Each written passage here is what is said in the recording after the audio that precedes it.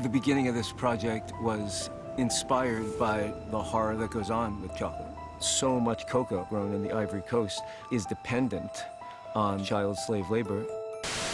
In 2001, it was found that children were being trafficked to participate in cocoa harvests in Ivory Coast. It's a particular scandal that it seems to be growing. The scale of slavery in the 21st century seems to be getting larger.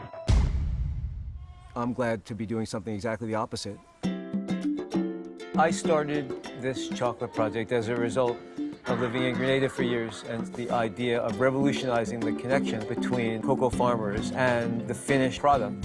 So what we're doing here is roasting cocoa beans. I break the bean under my nose and I smell the gases that come out when I first break it. It was certainly a motivational factor to be able to create a chocolate that is the furthest possible thing from child slave labor, indeed the opposite. I met Mud years ago. Next thing we know, he set up the chocolate factory. It is really something that put Grenada on the map, I would say. Works all day and night. Not smooth. Always easy. I've been growing cocoa about 30 years now. But for the last 2 years, things are rough. We are not working. Things in the land are slow. People are frustrated. We've got cocoa at risk. We're spending $10,000 to $15,000 per week on cocoa, but our sales aren't keeping up. The kinds of emotions that people express in their relationship with chocolate are much more complex than just kind of feeling good. It's almost a drug, it's a legal drug, but it's good for you. Hey, DJ, press rewind and come again. When we started, there were very few artisanal chocolate companies doing what they call now bean to bar.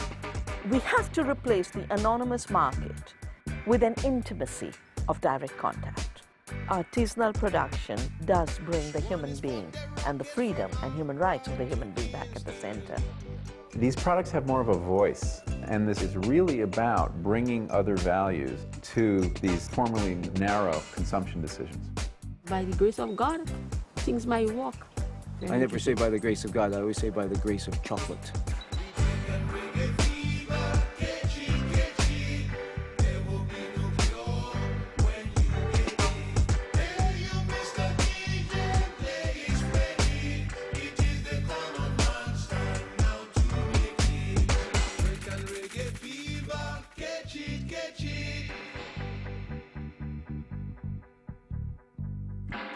My dad also told us there was going to be an Oompa Loompa here.